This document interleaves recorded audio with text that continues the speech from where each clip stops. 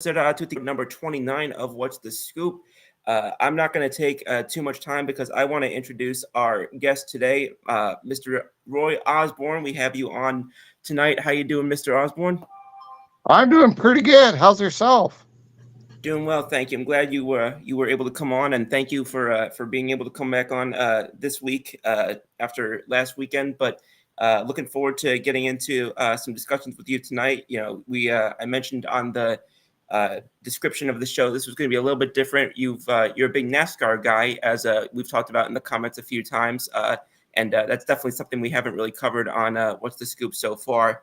But I think I'll just start off with that. So, you know, what is kind of your background as a NASCAR fan?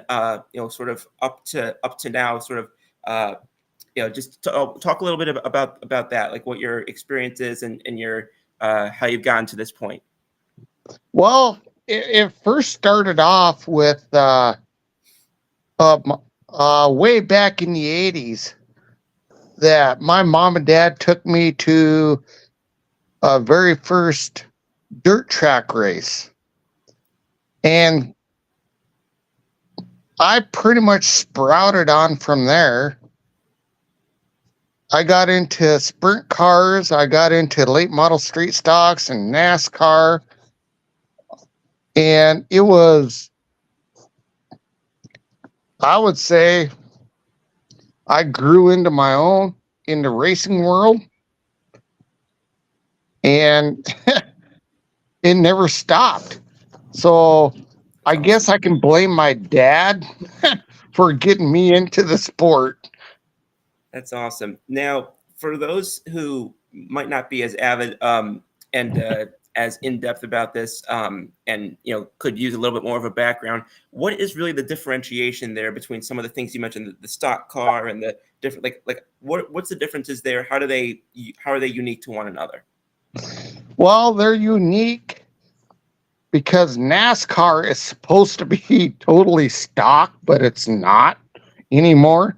They all look the same now. But where I've seen my differences is from IndyCar to NASCAR. Mm-hmm. The technology is so different. How so? And it and I got to witness all of it in person. So, and I get to go see races. That just sounds awesome, and I appreciate you explaining that because I'm sure that you've got a lot more background on this than a lot of us. Just so we can get on the comments here, we've got some welcome messages coming into you from Kurt Valenti saying, "Hey Scoops," and welcome Roy. And Ms. Pearl Heater is coming in saying, "Hi Roy." And Kurt has a question for you, Mr. Osborn. He says, "Who are your top 3 race car drivers all time?" I got a bunch of them, but it's going to come back to, I'm going to go back to old school. Dale Earnhardt Sr., Bill Elliott, and now Chase Elliott is my guy. And of course, Dale Earnhardt Jr. And there's a big story about why I follow Dale Earnhardt Jr. so much. Because he followed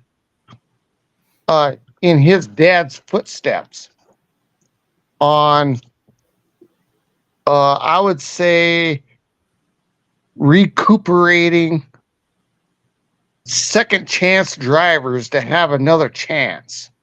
Can you explain a little bit what you mean by that, please? Yeah, you bet. What I mean is these NASCAR drivers, it's kind of like college football going into NFL. You're stepping up into a whole new level. And these guys are trying to make it into the NASCAR Cup Series, the most premier series in the world. And Dale Earnhardt Jr. I wouldn't say raised, he developed a lot of these big time drivers now, like a Martin Truex Jr., which I think we'll be getting into that here soon. Mhm. We'll be getting into Brad Keselowski, Josh Berry, Noah Gragson. Dale Earnhardt Jr. developed all of them drivers, and they're big time drivers now. Right. Yeah, I don't know a couple of the names. I do know the name Brad Keselowski. And I think I mentioned this to you that the names that I was familiar with when I used to watch with my grandfather, that was like the Jeff Gordons. As you mentioned Dale Jr. And then I know Kyle Busch was, I think, one that he was a fan of. But no, so but that's really impressive. I didn't realize that he kind of was sort of the spearhead that kind of helped lead these guys up. Yeah, and when Dale Jr. first started it, he started it under Dale Earnhardt Incorporated, and he called it what you call Chance 2 Motorsports. Okay. And now he has JRM, which is Junior Motorsports, and he's bringing up more drivers to get to the Cup Series. Man, I tell you, Dale Jr. has done one heck of a job developing these drivers. And more so, just a question. So more specifically, when you say developing them, like what do you know? Like, can you specify like what he helps them, work on, like what he trains them in, how he trains them on all of that? Well, a lot of it comes from your side of the spectrum. In Pennsylvania, there you got the Pennsylvania posse. In sprint cars, a lot of them come from the dirt track world. And in what he sees is how well and how talented these drivers are. And nowadays, it's not about talent. It's about, okay, how much money can you bring to the sport? Right. It's all about sponsorship. Yeah. Let's say you and I go to the NASCAR world. Well, you and I may have talent, but can you bring $6 million, $10 million to the table? That's what it all boils down to now. Oh, well. It's all about money. I'm not surprised. But yeah, no, I so, and you talked a little bit about, you said you had, I don't know if this is the one you were just describing, but you said you had a bit of a fun sort of anecdote or story as to your early time being a NASCAR fan. Is that what you were just sharing, or is that something separate? That's a whole different story in itself, but what it all comes back to my childhood. Mm-hmm. With my mom and dad taking me to my first race, and I got to be what you call a gearhead. I've never heard that term before. Well, I got to be a mechanic. That's everything by trade. Mm-hmm. Now I'm into something totally different now. I'm kind of into mechanics still. Okay. It all boils down to nuts and bolts. And I remember when I was a kid, I used to help my dad change oil. Oh, wow. And I copied him. And that's where my cuss words come from too. So No, that's really a nice story. And we got a question here for you from Jody Moncrief. How you doing, Jody? He says, when will JR buy a NASCAR charter? well, that's another interesting story. Dale Jr. does not want to spend $20-30 million into a charter because he won't get his money back. And that's what he's been saying. And would I like to see him in the Cup Series? Yeah, I would. But, you know, his investments that he has goes to his two little girls that he has. And he goes, I'd rather spend the money that I can get a return on and make some money. But if you spend $20-30 million on a charter, you ain't going to get that back. And that's coming. I'm paraphrasing, of course, but I would, I agree with him. You're not going to get that money back. Yeah, excuse me. I appreciate you going into some detail on these because these are just some things that I definitely don't have as much background on. So I appreciate you kind of explaining these as much as you are. And we've got Mr. Burns coming in saying, watching from Cedar Hill, Texas. How you doing, Mr. Burns? Thank you as always for jumping in. And Mr. Heron saying, hey guys, smash that like button and share. Two of the two people who I feel like they just make every single show, it seems, and very much appreciated as always. So thank you all for tuning in. Now, we've got. He's just saying from Minnesota today. My guys seeing a concert, New Kids on the Block. Oh, that's a great show. I hope you have a good time. And coming back to today, because I know you and I talked a little bit before the show about some of what's going on, current events regarding NASCAR. So there was it just came down right before we went live about the New Hampshire race. You talked about the rain delay, and Cordy, from what I found, that went final with Christopher Bell winning that race, from what I was able to find. And then, excuse me, also coming up, it said that Kyle Larson was reacting to Christopher Bell's letting it slip that Chase is joining Joe Gibbs Racing next year. Oh, yeah. So can you give us a little bit of explanation there so that we can all appreciate it? Yeah, I'll give you. When Christopher Bell slipped that Chase is going to join Joe Gibbs Racing, it didn't say the last name. There's two Chases in NASCAR. There's Chase Briscoe and Chase Elliott.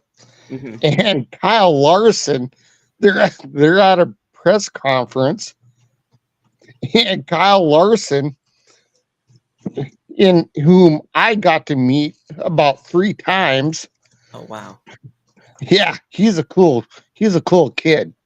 But anyway, he goes, man, I never thought you would leave Hendrick Motorsports to go to Joe Gibbs Racing. But he never said the last name. It was the first name, Chase. And it threw. Well, it's NASCAR silly season right now, so it was a funny little deal there. There's a whole videotape on it, on NASCAR.com. I mean, there's Athlon Sports. It's funny.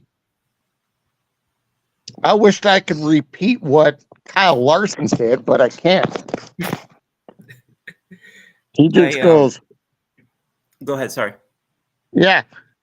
Kyle Larson goes, man, I never thought in a world of differences that you would leave and you're going to Joe Gibbs Racing.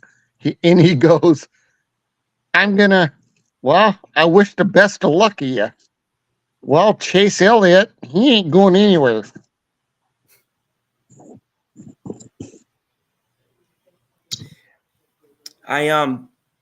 Excuse me, I'll have to look up that link because excuse me, again, this is all sort of the first time I was reading some of that, but yeah, that I can see how definitely that would have gotten confusing because I also don't really, I don't know, I guess just because of other sports that I follow, I'm just so used to them referring to them as their last names. So that whole sort of, having that sort of first name transposition would have definitely thrown me off as well. Jody's got another question, or another comment saying, today was a mess running the rain tires. Yeah, it was. But it was also interesting at the same time. There were more crashes and wrecks when they're on rain tires when the track started to dry up. And if you know this area in Sioux Falls, South Dakota, if you want some millions of gallons of water, I know where to get some because we're flooded. Oh, jeez. Oh, my gosh. Well, I hope you guys are okay up there. I know you were mentioning that in the last day or two. Is it still coming down up there? Or? Yeah, it finally stopped raining today. That's good.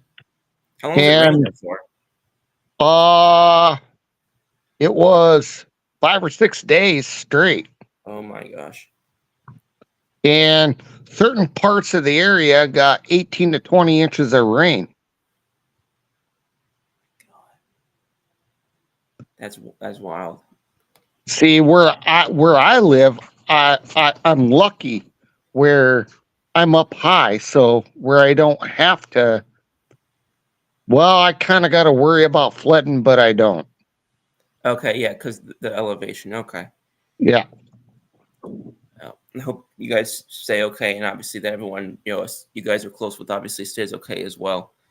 Yeah. Go ahead. Yeah. Actually, I talked to the mayor of Sioux Falls, and there were 26 water rescues. And a lot of them were out at Houston Speedway, which is a nationally renowned speedway for dirt track racing for sprint cars. And that's totally underwater. Oh boy. Have they said anything about how long they think it's going to be before everything's kind of back to normal? What they're saying is about 2 to 3 days where the water starts receding. And I don't know. My hearts go out to the people that were stranded. So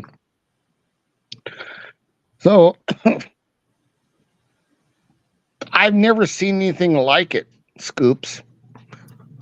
I'm having a hard time even just picturing it, especially like you said, almost a weekend, to the extent that you're explaining right now. It's just, I mean, I know you and I talked about it previously, but just hearing you say it again, it's just, again, I'm just, glad that they were able to get those people, to safety, obviously. Yeah. I'll tell you what, the Sioux Falls Fire and Rescue Team, they're one of the best in the nation because they not only serve the community, they serve the racing community, out here.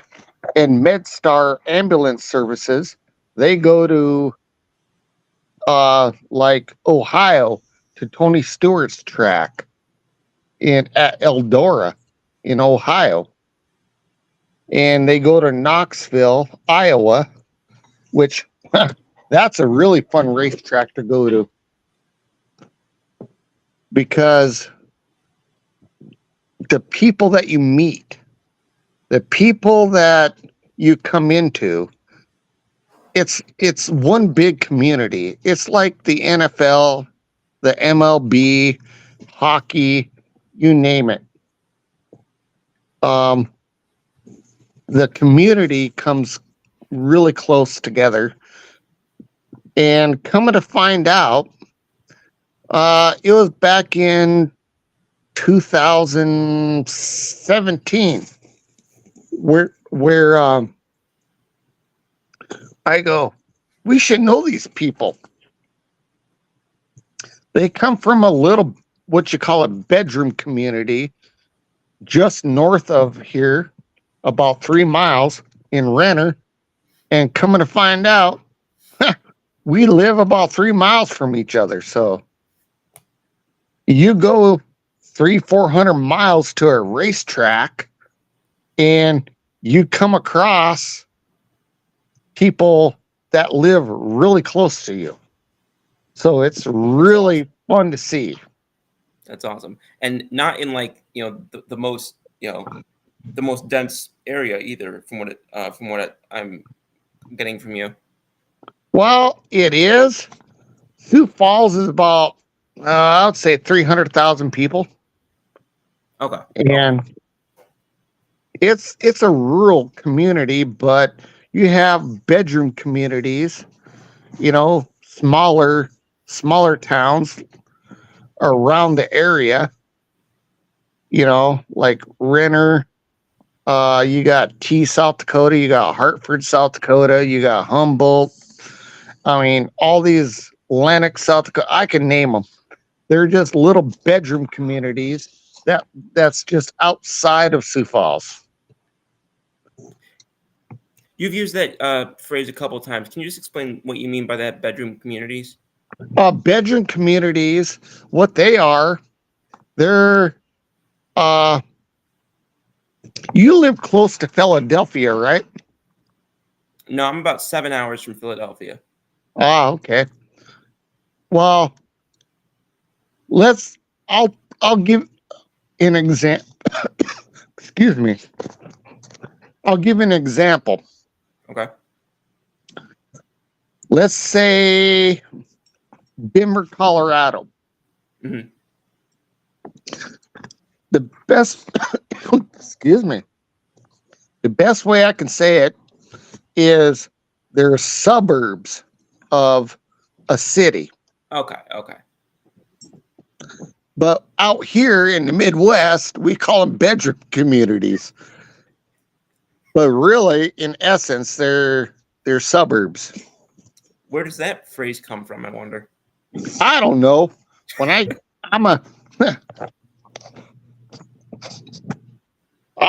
inherited it when I moved here to South Dakota. Oh, okay. So you haven't been in South Dakota your whole... Okay. I was born in Deadwood, South Dakota. Okay. And, well, that's a gambling town now, but I was born in Deadwood, South Dakota. Then a little bit of history. Mom and Dad got moved up to Montana. Okay. And now I'm back in South Dakota. And that's where I met my wife. Oh, nice. Yeah, excuse me. Were you close to Keith Brugman at all? Where I lived and where Keith lives, I was like 4 hours from Keith. Okay. But my best friend, he lives in the same town as Keith in Helena, Montana. Oh, wow. So it's a pretty interesting Small world. Sounds like it. Excuse me. Going back to, in fact, you and I talked about this. Going back to some of the more fundamental aspects when we're talking about NASCAR. You told me that they had recently changed some of like the overtime and like how they've how those are run. What did you have that you wanted to share about that? Well, it all started in 2016, Okay. where they changed the point system. They changed now what you call the charter systems. They have overtime where if there's a caution flag, if there's a wreck or debris or something, and then it's what you call a green white checkered.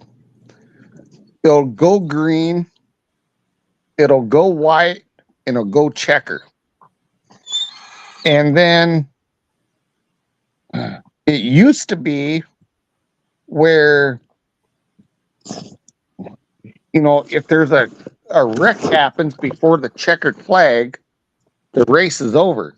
But now it's unlimited times you can spend on the track to, finish the race. NASCAR wants to finish the race.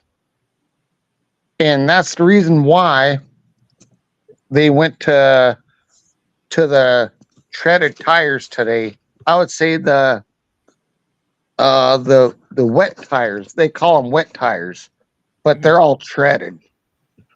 but the overtime, I think it's a good thing, and I think it's a bad thing. It changes the outcome of the race more ways than one. And back in the Jeff Gordon days and the Dale Earnhardt senior days, there is no such thing as overtime. When the race is over, the race is over. So that created a whole new episode. So you said you kind of have mixed reactions to that. Yeah, I do. I got used to it, and I got to. Well, I don't know. I still have mixed emotions about it, but I would say NASCAR has their hands in a lot of things. Mm-hmm. But this is one of the times where I think, it's a good deal. Let's just say, I'll give you an example. Let's say you and I were to go to, Loud, New Hampshire. They're at New Hampshire today. Mm-hmm. And you and I spend, I would say, between the pits, if you go to the pits, if you go to this, if you go to that, I would say $350 just for the tickets. And then you go there, I have to fly there. I'm sure you have to fly there too. You got your plane tickets that you got to, pay for. You got your motel rooms. You got all this. You've got all that.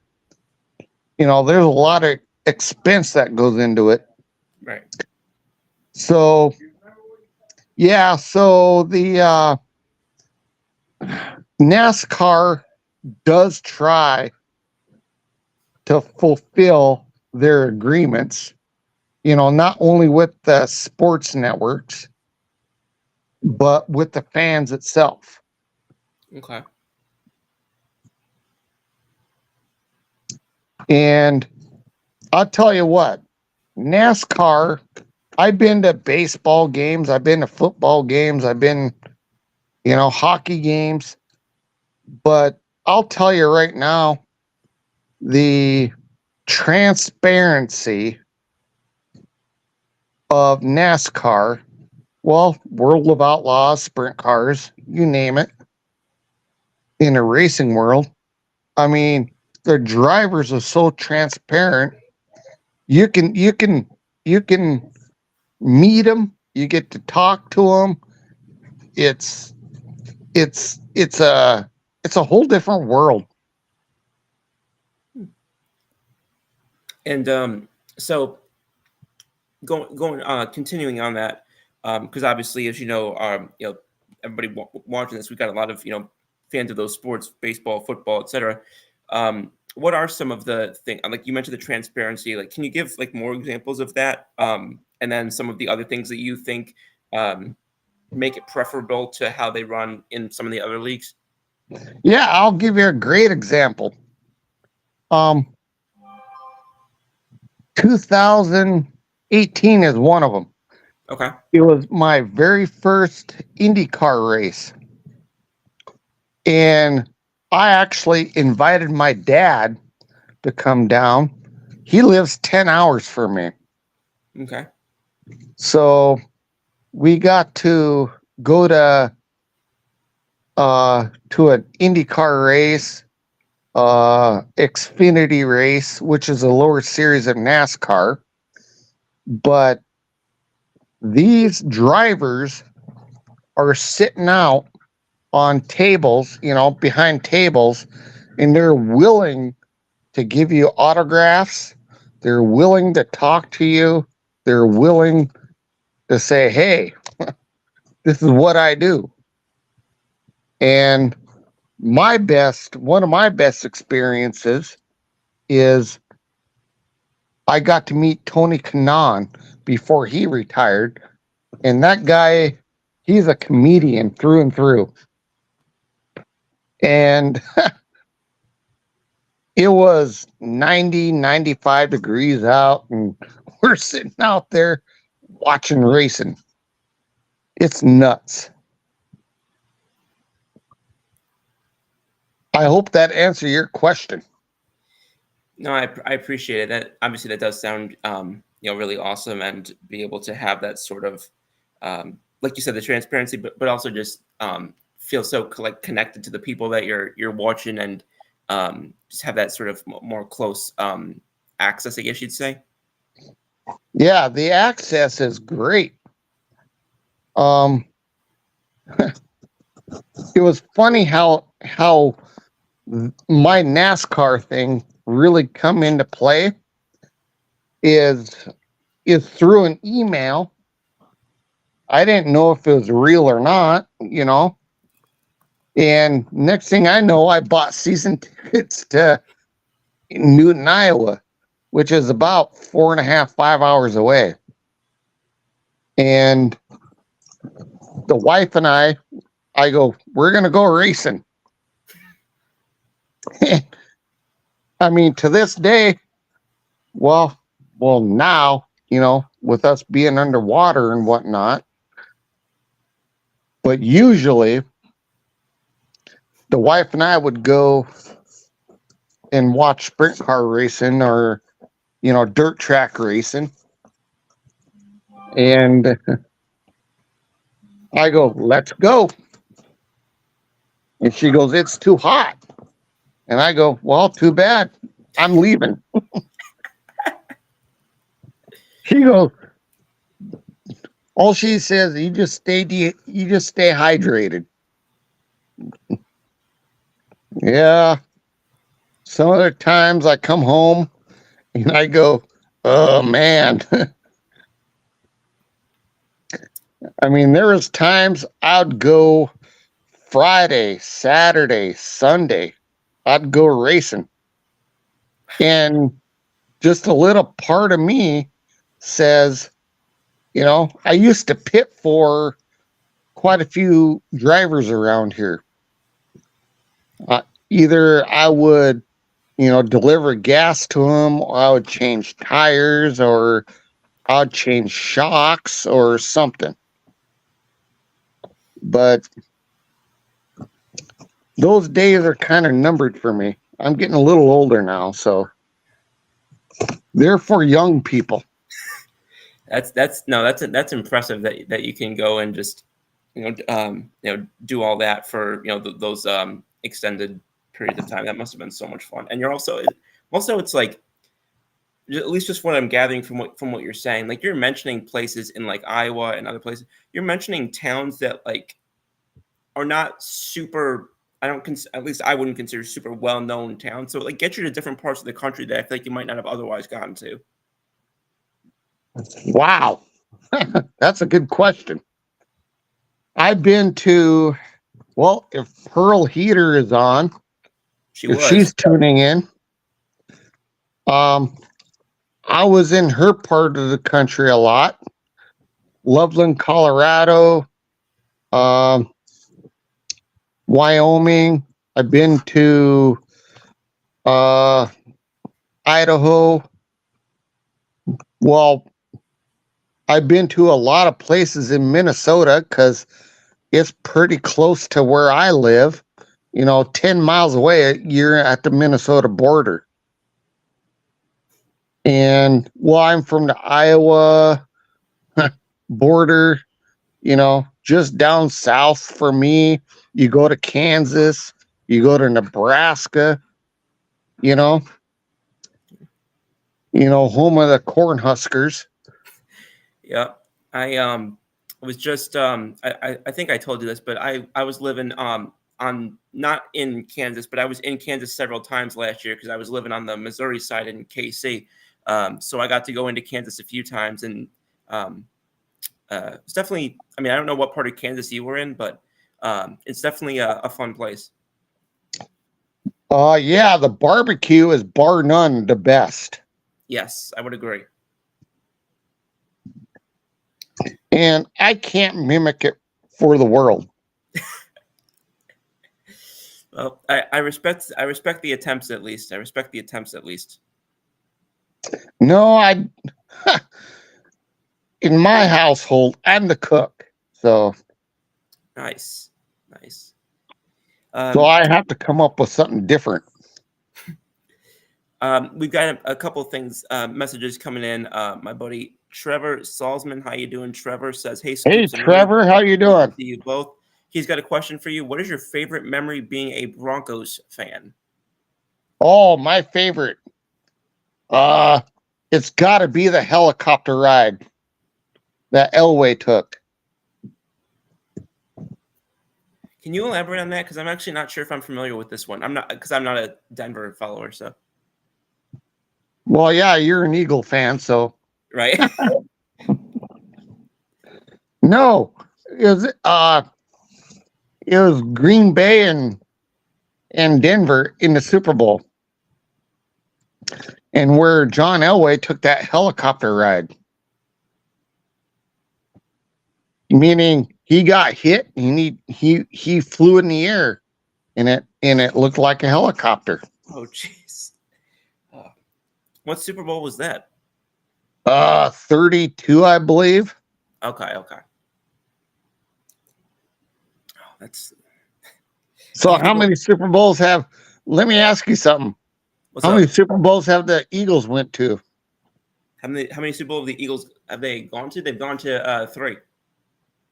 They won 1, right? No, I'm sorry. They've gone to 4. My apologies. They've gone to 4. Yeah, they won once, right? Yeah, they won in 2018. Yeah, that's when they beat the Patriots, right? Yep. I remember that because my wife was in the hospital at that time. Oh man. So I was watching the Super Bowl and she was trying to tell me to shut up.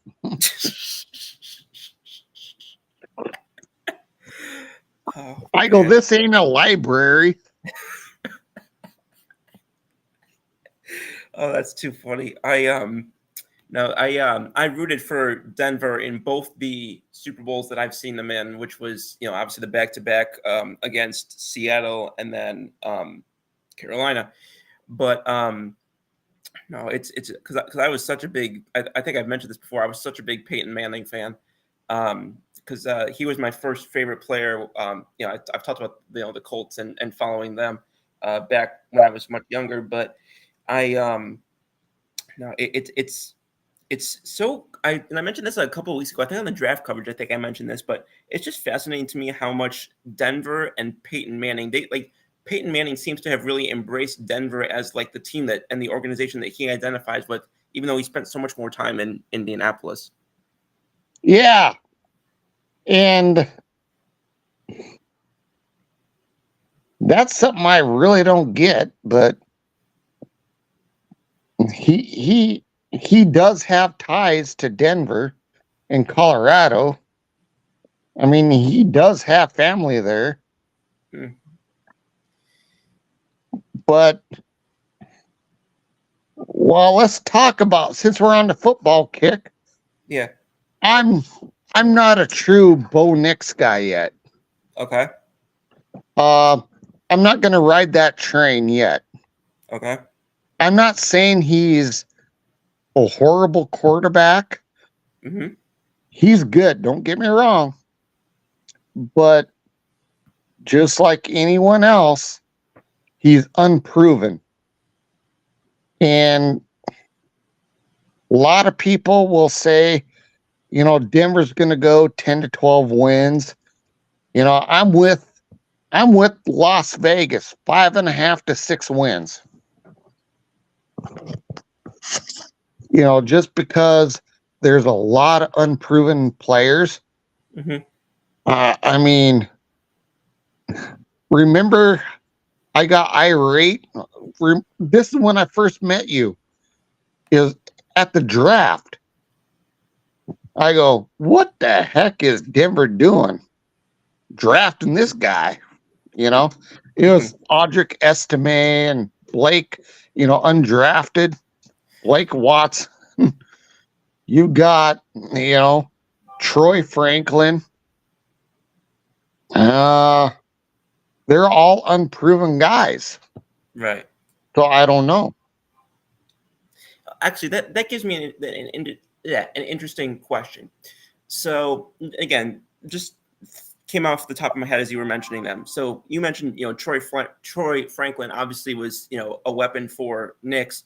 Do you think that they would have still drafted Franklin had they not drafted Nix beforehand?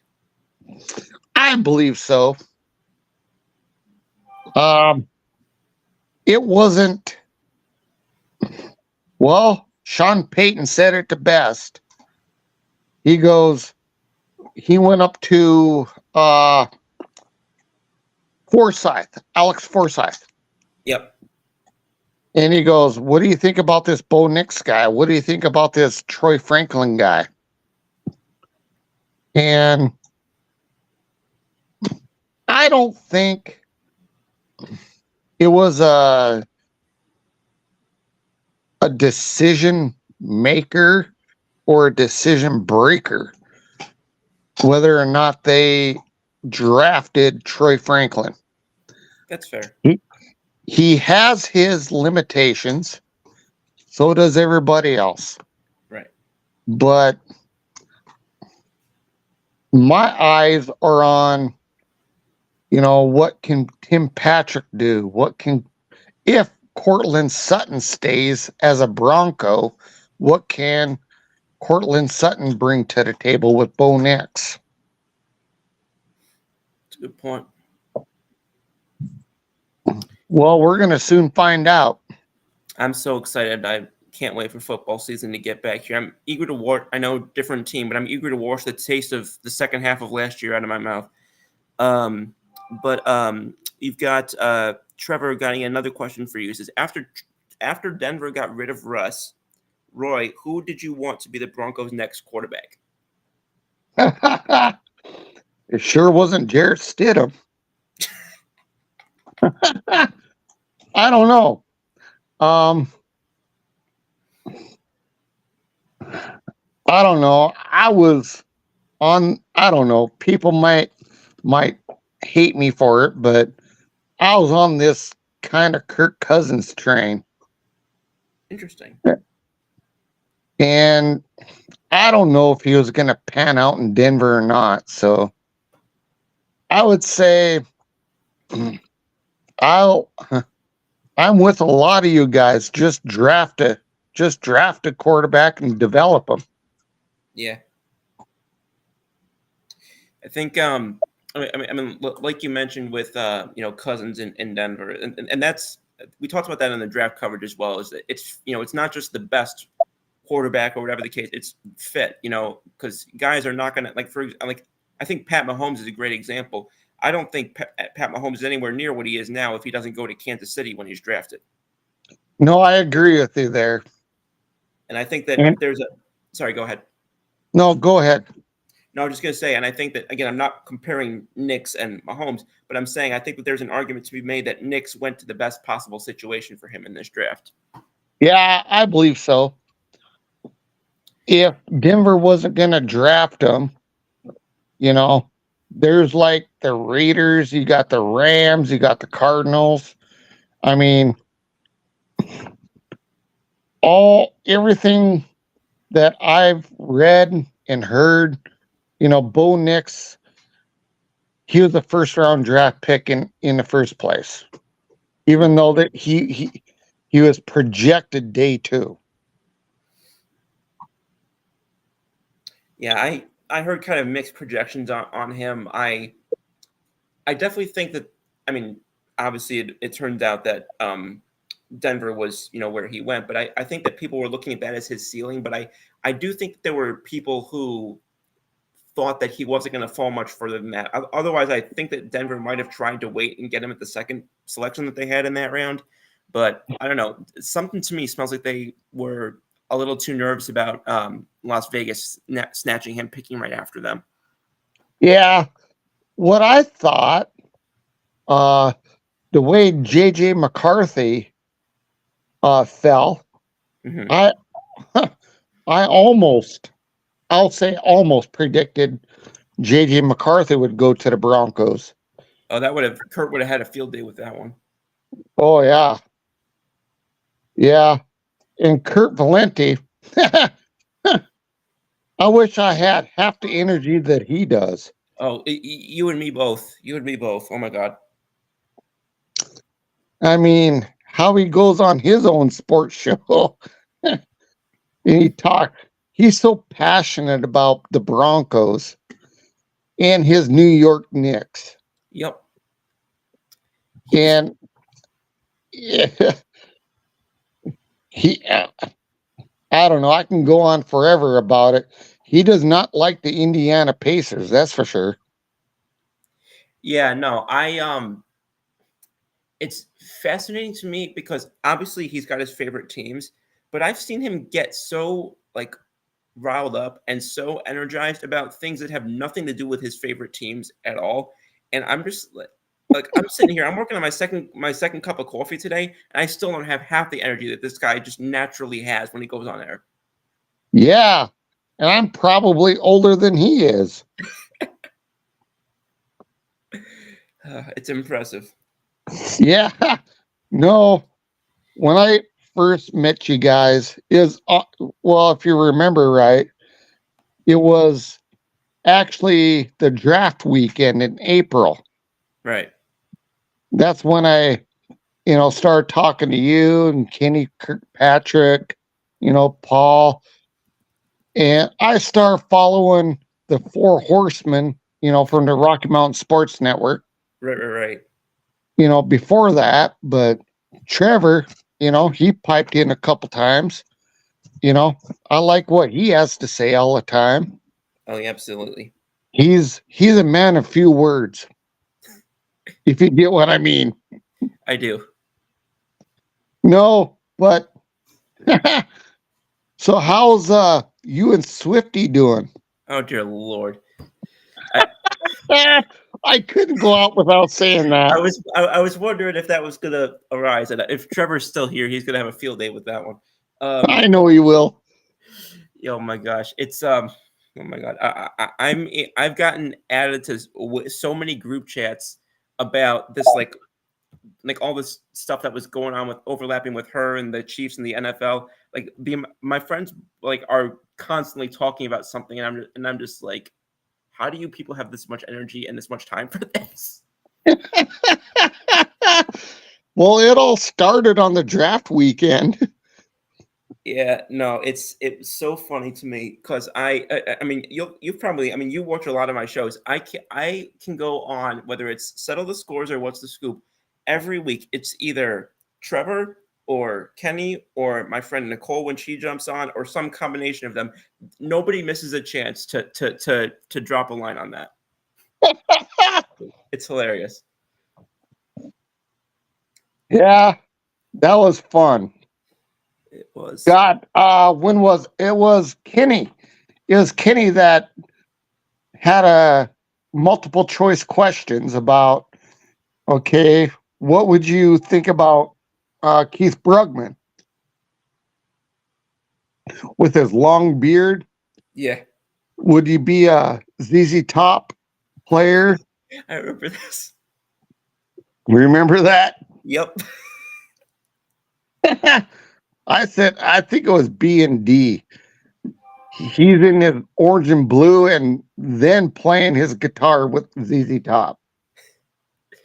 That was just the it was so funny because it got to a point where just the picks were coming in so fast and furious that we were just like, okay, even like the actual networks are even backing this stuff up so far, so we're just going to go and try and just do some entertaining stuff, and we'll jump in with like jumps of picks as they are coming down, because it's, I mean you've watched the day three coverage when they're like on NFL Network. You can get to like 6-7 picks behind, and at that point they're just putting them on the screen. They're not even talking about them.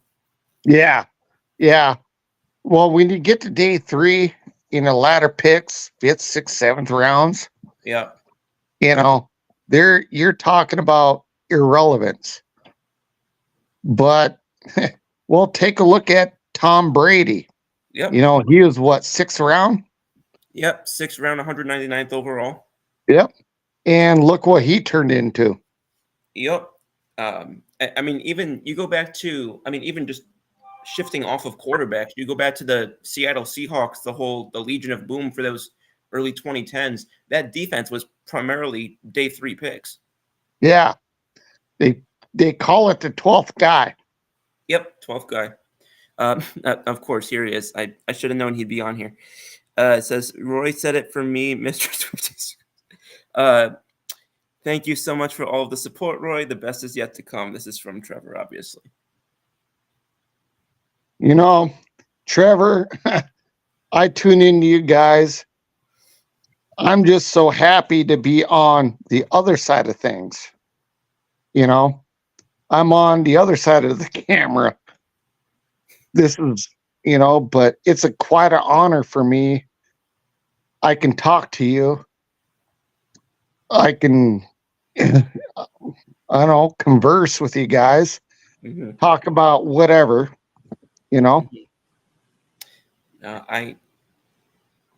I really appreciate that you were able to make the time to come on tonight, and again that you were able to kind of bump forward to this week after the initial plan was last week. So thank you again for that. I've was really excited to finally be able to get you on. Yeah, and I told the wife, I go, hey, look, I get to go on a podcast. I don't know what the heck I'm doing, but I'm going to do it. No, it's again, like I said, I'm really glad that we got you on. It's been a lot of fun. And I actually, because I know that you also had, excuse me, I mean, we obviously we talked a little bit about football for a little bit, but I know you also mentioned there was a specific discussion you wanted to bring up with regard to NASCAR. I'm trying to make sure I have the exact message that you sent. But you had wanted to discuss the award. It was like the race was canceled because of an award show, I think you said. Oh, yeah. Yeah, that was kind of stupid. Yeah, it was last week. And I was watching the race at Iowa. I've been to that racetrack. I know what it's all about. And all of a sudden, I was watching a race, and all of a sudden, kaboom! The race got canceled off the TV show in some stupid award show. I don't even know what they were. Boy. I go, come on. Ay. Really? Come on. NASCAR pays millions of dollars to these networks, and you can't keep NASCAR on for these award stuff. You know, I get it, the Grammys and all them, you know, yada, yada, yada. I don't pay attention to it. But I never heard of these awards banquets. The awards weren't related to NASCAR? No, Oh, I thought you were saying it was a NASCAR related award thing. no, no. Oh. They took NASCAR off the air and put some kind of other awards show on. Oh. I wildly misinterpreted that then, but I was mad about that. yeah, I can imagine. I thought it was like at least like a related thing, but oh yeah, no, that would have, if I were trying to watch like, you know, anything sports related and that happened, I would have been pretty annoyed as well. No, all the awards that gets given out in NASCAR happens during, you know, the postseason, you know, January. Yeah, I'd say January, I'd say, where, you know, most popular driver, the most improved, yada, yada, yada type of thing. Got it. And you've mentioned a phrase a couple of times, and just want to get some more clarification on that. You've mentioned this. I think you called it silly season. Yep. So for those of us who don't know what that means, can you explain that a little bit, please? Oh, the silly season. Yeah, that's when rumors come around. Oh, okay. And well, let's get to Martin Truex Jr. He's retiring, and actually, you know, Dale Earnhardt Jr. actually developed him, and now he's a superstar. And the silly season is rumors who's going to go where. You know, this guy is going to leave this team to go to another team. Well, in NASCAR, there is no, you know, I would say cap space, you know, like the NFL. Okay. Either the car owners will buy the contracts out, or you're going to stay until your contract is up, and then you can go somewhere else. But the silly season, well, now with Tony Stewart selling his shares, but Gene Haas is going to stay in NASCAR. So the charters that they were going to sell may not be available to other car owners such as Joe Gibbs, Richard Childress, Hendrick Motorsports, you know. Mm-hmm. And they get around this thing so bad because back in the day, NASCAR regulates car owners to 4 teams. You can't have 5 teams. 4 teams, that's it. But how they get around it is through charters, research and development, yada yada yada. I can go into a whole different show about it. Oh man. Yeah, so you talk about silly season. So that's kind of was like what we deal with like in football, like after the draft and such like that, where you've just got a bunch of people just like chirping about stuff. Yeah, like free agency. Okay, yeah, that's makes sense. Yeah, because in NASCAR there is free agency, but okay. How does that work? It can be millions of dollars. just like differentiation, I guess. Like, how does it differentiate from like football, for example? Is what I guess my main question. Well, a lot of it is you don't have to cut people for the free up cap space. Okay. Like I said, it's mainly I'm going to buy out your contract or I'm going to a different team. And Kyle Busch is a prime example of it. He left Joe Gibbs Racing, Okay. went to Richard Childress, and now, well, silly season again. Now he's talking about, well, if Rick Hendrick or Joe Gibbs talks to me, I'll be open ears to go back to one of those two teams. So does that kind of tie in with what we were talking about earlier with the whole Chase thing? Does that kind of have similar ties in terms of? Yeah, it does actually. It's a different story, but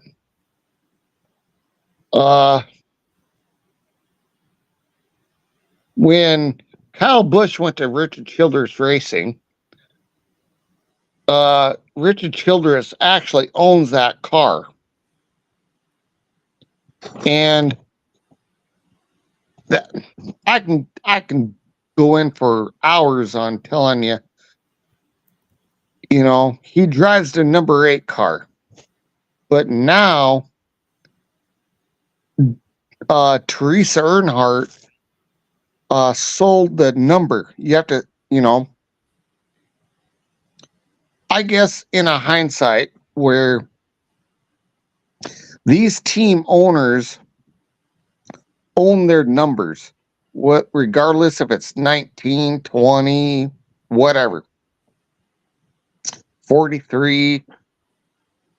These team owners own those numbers, but they have the option to sell them. So originally, Teresa Earnhardt, when Dale Earnhardt Sr. died, she kept the number 1 and the number 8. Okay. But now she gave the number 8 back to Dale Jr. So this is what precipitates where a lot of people are thinking that Dale Earnhardt Jr. is going to go into the Cup Series, but he don't deem it financially stable. How about that? Okay. Yeah, excuse me. I guess the best way to ask this last question, then I'm going to have to go into the sort of the close here. But I guess my last question would be: is there like a similar? Because we've seen it in the Big Four with different sports, numbers like jersey numbers getting like retired and taken out of circulation, stuff like that. Is there a similar way that it's done in NASCAR or? No, there is not. Okay. Because when Dale Earnhardt died, everybody was talking about retiring the number 3 car. Right. And to this day, Richard Childress's grandson drives the number 3 car. Okay. So the numbers will not be retired. Gotcha. That kind of makes sense to me. Like I understand the point behind it in terms of like, just honoring and respecting that. But I feel like depending on, especially if you have like not consistent guidelines for what numbers get retired, I feel like you're going to run out of numbers eventually. Yeah. And that's why a lot of these NFL teams won't retire numbers. Yep. Because you can go to 199 or 1,099 or whatever. Yeah, no. There's I mean, I don't know how much baseball you follow, but there's a couple teams in baseball that are, they've written articles about teams that are going to eventually probably have to do something like that if they keep retiring numbers as much as they are. Yeah. Yeah. See, I used to follow baseball a lot. Hmm. That was in the days of Sammy Sosa, Kirk Gibson, and all them. Okay. Then I kind of got out of it. And I don't know. I don't, I'll tell you that, I'll be honest. I don't know these players that play in baseball anymore. They're Hmm. so young. Hmm. And I'm an old geezer. No, it's definitely, yeah, no, I think that when you're talking about the like 80s, 90s, like you were just describing, I definitely can see why that would be sort of a different, sort of product, I guess, than you get, more recently, I would say. Yeah. Well, I guess I come to believe where, I follow NASCAR a lot where, well, let's take a case in point. I'll say Dale Jr. He's Hmm. bringing up he's bringing up these drivers that you won't even know about till about 3 or 4 years from now, and they're going to be NASCAR stars, the Cup Series, and he brings them up in such a way that his dad did when he developed DEI, which is Dale Earnhardt Incorporated. He brought up, gave him a second chance. How about that? Hmm. These guys weren't making it in the Cup Series for other teams, but before Dale Senior died, he was bringing like the likes of Michael Waltrip, John Andretti, Steve Park, you know, before, and they got to be somewhat accomplished racers. And that's what I believe that's what Dale Jr.'s uh, vision is. Hmm. So that's the reason why Junior Motorsports came about. Well, it used to be Chance too, but that's that's a hindsight little story about that. Okay. Appreciate you sharing, so many different, elements of all this stuff. I know we covered a lot of different aspects tonight in, just about an hour, and I'm very grateful that we were able to do that. I am going to have to go bring into a close now because we're going a little bit after the 1 hour, but I did want to let you have, every chance to say, these things that you brought up, because again, we have never really talked about NASCAR on here before, and I was really excited to get the chance to do that with you. Um, so I just want to say thank you one more time on that. Yeah, and it's such an honor to invite me on here, and I wouldn't have missed it for the world, Scoops. I really appreciate that, Mr. Osborne, and excuse me. I appreciate that you continue to be involved on the comments on different shows and one thing or another, and definitely looking forward to doing another show with you in the not too far off future, and kind of have a sort of a follow up to some of this once I have the opportunity to kind of get a little bit more into some of the stuff that you've talked about today, and learn a little bit more based on what you've shared today. Yeah, and I'm happy that you're feeling better. Thank you so much. Really appreciate that as well. And I know that I told you, was it last week or week before or something? I go, Mhm. look, these guys are always going to be here. So, Yeah, absolutely. And again, thank you for making that adjustment. And again, sharing so much today for me and for everybody else who tuned in. And guys, I want to thank y'all who tuned in tonight. Those who are still on and those who tuned on throughout the episode, whether it was in the comments. I want to give one more hello to Jess Andrews, who commented today. Jess, I hope you're doing well. Hope Kurt's doing well. Just wanted to get that through. But guys, thanks again for tuning in. And obviously tune in Thursday evening at 9 p.m. Eastern, 7 p.m. Mountain for Settle the Scores. And tune back in next Sunday night, 9 p.m. Eastern, 7 p.m. Mountain for What's the Scoop? Same Scoop time, same Scoop channel, Scoop and